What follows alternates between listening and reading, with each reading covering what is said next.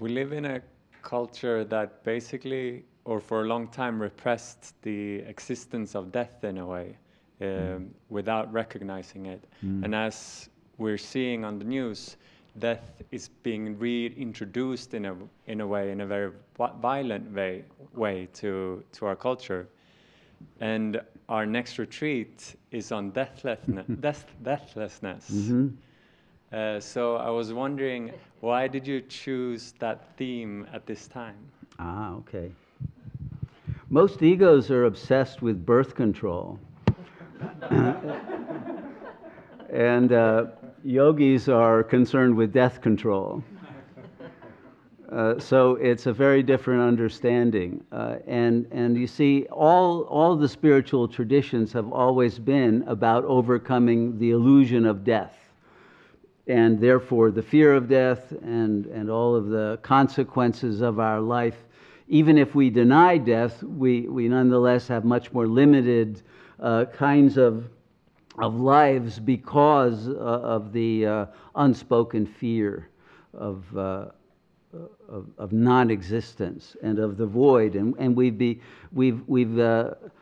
created a culture that is pretty much atheistic and that doesn't believe that consciousness exists after the death of the body, because most people are taught that it's produced by the brain, and once there is a flatlining of the brain, that there is no consciousness. Of course, the evidence from near-death experiences completely refutes that, but nonetheless, that's still the way that people are indoctrinated into believing. So the overcoming of death and the fear of death and the karma that we produce out of being in a state of fear and of body identification that causes us to act in certain ways of emotionality and grief when people who are related to our bodies die and we feel a loss because we've identified with them. That creates a tremendous emotional fragility and then an inability to continue to grow because we have trapped ourselves in an identification with a limited biological group, and we don't recognize that our consciousness is infinite and universal and beyond universal and eternal.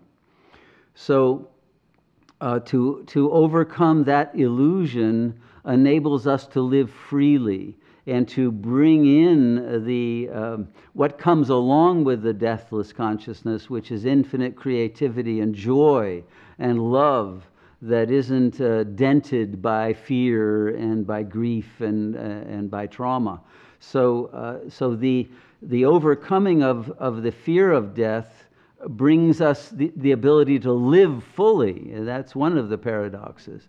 But in order to live fully, we have to actually die to the ego, because the ego is not living fully. The ego is a very cramped form of consciousness that is full of rules of good and bad and of yes and no and of should and shouldn't and of self-attacks and of needing to get the approval of the other, etc. So that we are not able to live full, joyous, open lives in the largest context possible and to connect at the highest levels with the whole unified field of the cosmos and the creator of the cosmos. So the overcoming of death through the dying to the ego and even to the soul, because the soul too is a vehicle, a more subtle vehicle than the ego, but still a vehicle. So we want to die to or transcend, which is probably a better word, a more positive word for most people, transcend those limited identifications of all the 7 bodies that I think people have been studying this week, and realize that we are beyond all of them, and to get into that, return to the infinite nature of our unlimited being. And then that can be poured into these bodies and expressed, and the vibrational frequency of the deathless consciousness can spread through the morphogenetic field of all of the rays of consciousness that are still captured by the ego or one of the other 7 bodies, and free them from that capture and enable everyone to rise to a state that we can co-dream a new world that is beautiful and free of suffering and all of the torments that the world is subject to today. So until we achieve deathlessness, we will not have that freedom that is our birthright as divine beings. That's what we want to grant ourselves again through the growth process that brings us to the realization that we are indeed unborn, uncreated, and deathless.